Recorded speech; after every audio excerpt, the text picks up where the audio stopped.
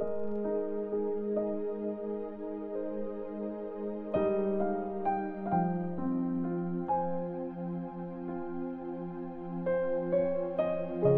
chapter 12. Warning laban sa kaplastikan.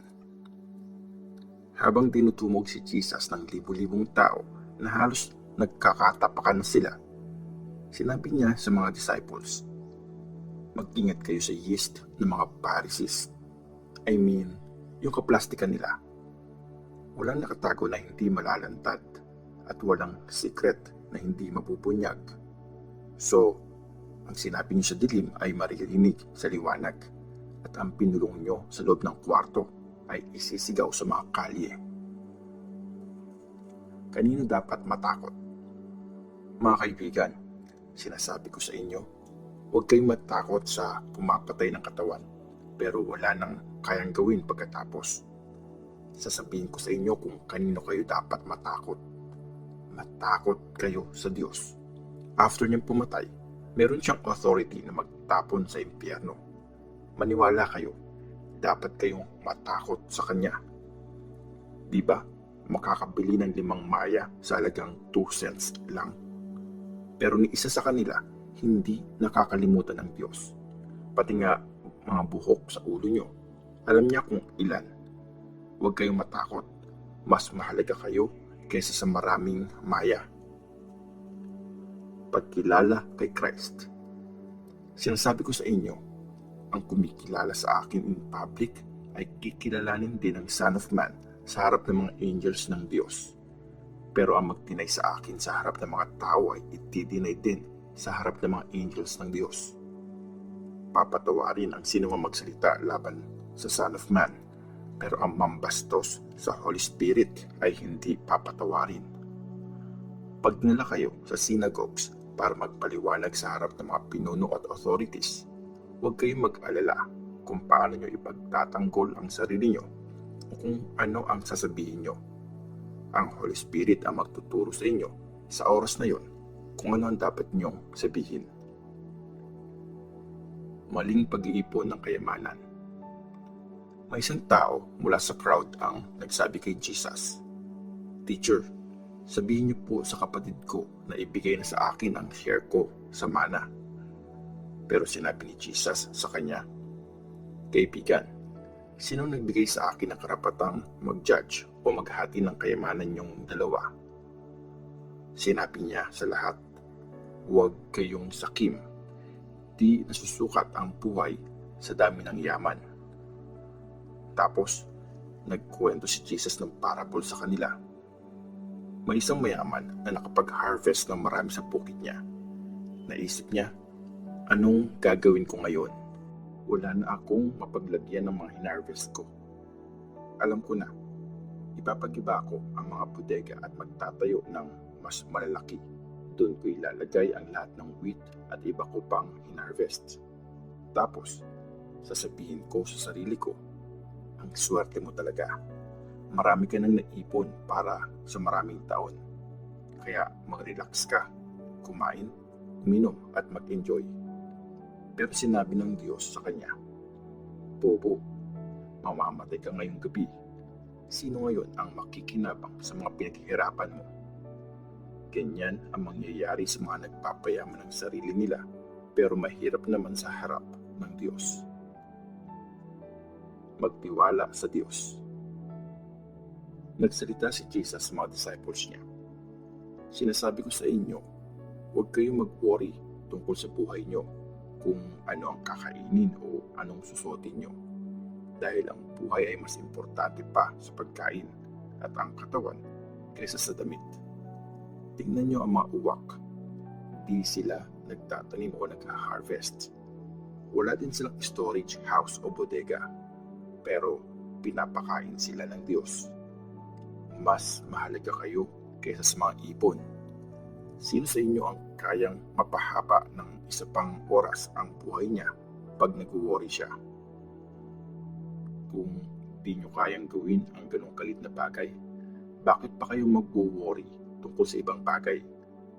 Tingnan nyo kung paano lumalago ang mga bulaklak. Di sila nagtatrabaho o nagtatahi, Pero sinasabi ko sa inyo, kahit sobrang yaman ni Solomon, di siya nakapagsuot ng kasing ganda ng isa sa mga bulaklak na ito. Kung tinadamitan ng Diyos ang mga damong ligaw na buhay ngayon, tapos susunugin lang bukas, kayo pa kaya? Ang lit naman ng faith nyo sa Kanya. Kaya huwag nyong masyadong isipin kung ano ang kakainin at iinumin nyo. Huwag kayong masyadong mag-worry. Mga Gentiles na walang faith sa mundong ito ang nag-worry sa mga ganong bagay. Alam na ng tatay nyo na kailangan nyo ang lahat ng ito. Instead, unahin nyo ang kaharian ng Diyos at ibibigay niya sa inyo ang lahat ng mga bagay na ito. Ang kayamanang hindi mawawala.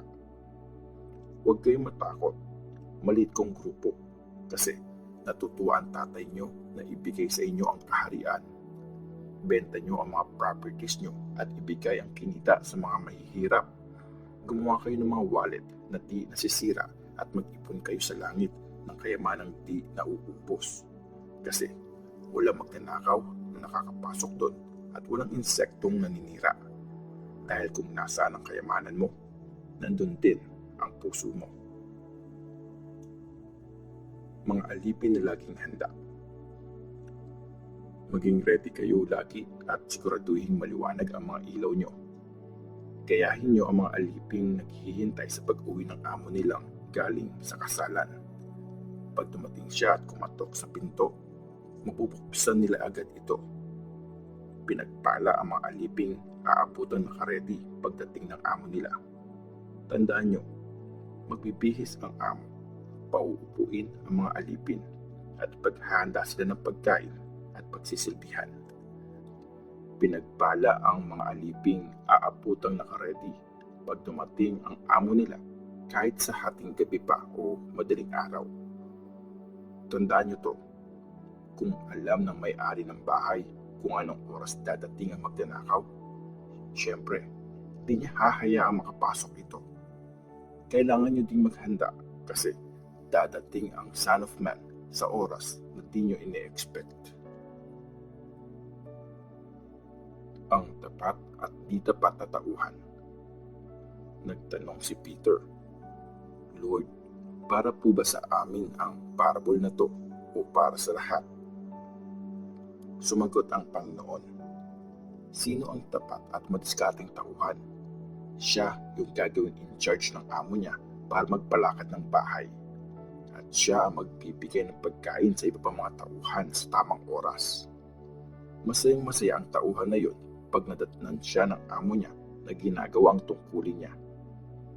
Sinasabi ko sa inyo, gagawin siyang in charge sa lahat ng properties ng amo niya. Pero kung iisipin ng tauhan na hindi pa uuwi ang amo niya, sisimulan niyang bugbugin ang ibang mga aliping lalaki at babae at kakain siya, iinom at maglalasing. Babalik ang amo niya sa araw na hindi niya ine-expect at sa time na di niya alam. Grabe ang magiging parusa sa kanya ng amo niya at palalayasin siya kasama ng mga hindi tapat. Ang tauhan na alam kung ano ang gusto ng amo niya pero nagpapabaya at hindi ready sumunod sa pinapagawa sa kanya ay paparusahan ng todo. Pero ang tauhang hindi alam ang gusto ng amo niya, kahit magkamali, magaan lang ang parusa. Malaki ang i-require sa taong malaki ang tinanggap at mas malaki ang i-require sa taong tumanggap ng mas malaki pa. Pagkakahati-hati ng pamilya. Dumating ako para sunugin ang mundo at sana nag-aapoy na ito. Ibabaptize ako sa isang mahirap na pagsubok at hindi ako mapalagay hanggat di pa ito natatapos. Akala niyo ba dumating ako para magdala ng kapayapaan sa mundo? Sinasabi ko sa inyo, hindi kapayapaan ang dala ko, kundi pagkakahiwalay. Mula ngayon, mahati ang 5 members ng pamilya, 3 laban sa 2 at 2 laban sa 3. Maglalaban-laban sila, tatay laban sa anak na lalaki at ang anak na lalaki laban sa tatay, ang nanay laban sa anak na babae at ang anak na babae laban sa nanay. Ang mother-in-law laban sa daughter-in-law at ang daughter-in-law laban sa mother-in-law. Pag-intindi sa mga pangyayari. Sinabi din ni Jesus sa lahat ng tao, pag nakita niyong kumakapal ang ulap sa west, sinasabi niyo agad na uulan at nangyayari nga. Pag umiihip ang hangin sa south, sinasabi niyong iinit at nangyayari nga. Mga plastic. Kaya niyong alamin ang lagay ng panahon sa pagtingin sa langit at lupa, pero di niyo alam kung anong ibig sabihin ng mga nangyayari ngayon. Makapag-ayos sa kaaway. Bakit di niyo madesisyonan kung anong dapat gawin? Pag dinimanda ka, makipag-ayos ka agad sa nagdemanda sa iyo bago kayo makarating sa korte. Kung hindi, dadalhin ka niya sa judge, ipapaaresto sa pulis, at ipapakulong ka. Sinasabi ko sa iyo, di ka makakalabas hanggat di mo nababayaran ang pinakahuling barya na dapat mong bayaran.